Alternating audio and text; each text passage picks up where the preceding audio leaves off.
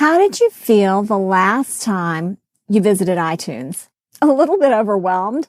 It seems like everybody and their dog has a show now. So what does every doctor need to know who's considering a podcast launch?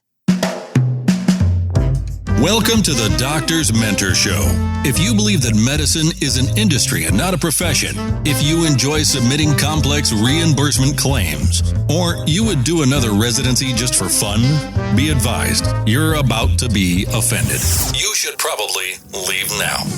All this talk about mentoring doctors is ridiculous. I thought doctors learned to do everything better than everyone else the first year of medical school. At least that's the way they act. If you love assisting patients with vitality breakthroughs, if the right to practice medicine without interference is important, and you want expert tips for practice freedom and profits to support your epic life, welcome aboard and prepare to be blown away. The Doctor's Mentor Show starts now. Here's your host, Dr. Lori Barr.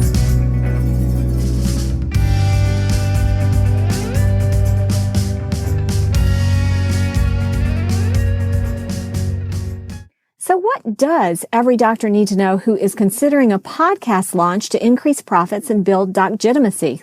You'll find out. Today's topic. Legacy. Before I launched my show, which was now, I launched in January 2016, I started following the metrics and the trends in audio information delivery. And every late winter to early spring, there are a couple of statistical reports, surveys, large surveys that come out that give up-to-date information on what the current state of delivering audio information is. One of those is the Infinite Dial Report. That's a yearly report from Edison Research and Triton Digital. The second is the Podcast Consumer, which is also from Edison Research and Triton Digital. And the third is the Edelman Digital Trends Report. Now, another thing that is useful is to look at census data. The United States Census is an amazing tool, and you can find out all kinds of information by age, by other demographics, by profession. So that's another useful place to get some metrics. And now that I've launched my show, every year I am putting out the podcast forecast for doctors who are considering a podcast to increase profits and build docgitimacy. Remember, docgitimacy is a measure of a doctor's influence and power, perceived credibility, and trustworthiness. Do you have enough docgitimacy? Well, a podcast can help build docgitimacy and practice profitability. What is a podcast? A podcast is a digital audio periodical publication with a subscriber base. Let's look at the statistics. For 2017, 168 million people in the United States know what a podcast is. And there are 42 million weekly podcast listeners. So who are avid podcast listeners? 56% are men and 44% are women. 72% of podcast consumers ages 18 to 55 years old. 44% are 18 to 34 years old. Podcast listeners have a 10% higher annual household income versus the non-podcast listening U.S. population. 57% of podcast listeners have a college degree or advanced professional degree. 63% of podcast listeners are employed full-time. So how and when do podcast listeners listen? Podcast listeners spend a total of 5 hours and 50 minutes consuming audio per day. That's 2.5 hours more than average Americans, and 32% of that time is on podcast listening.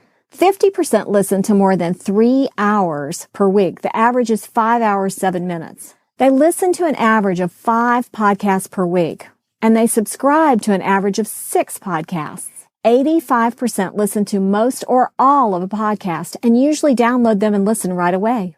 69% are listening from their smartphone or other portable tablet. In 2017, 81% of the U.S. population over the age of 12 owns a smartphone. That's an estimated 226 million people.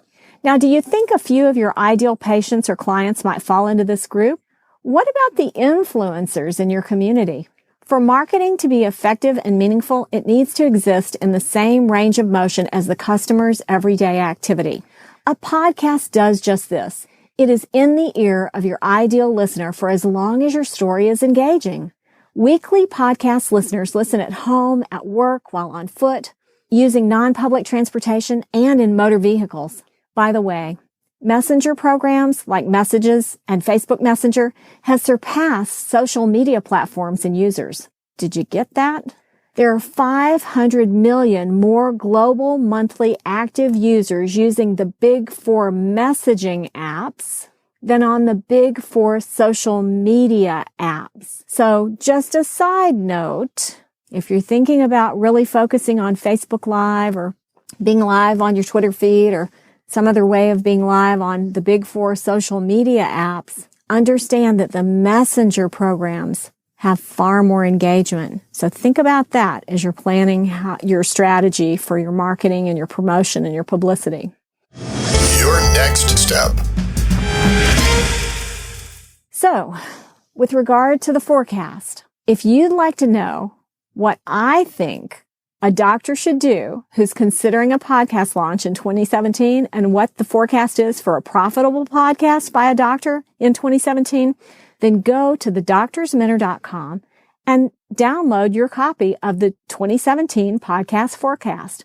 It's waiting for you so that you can see, is it right for you to launch?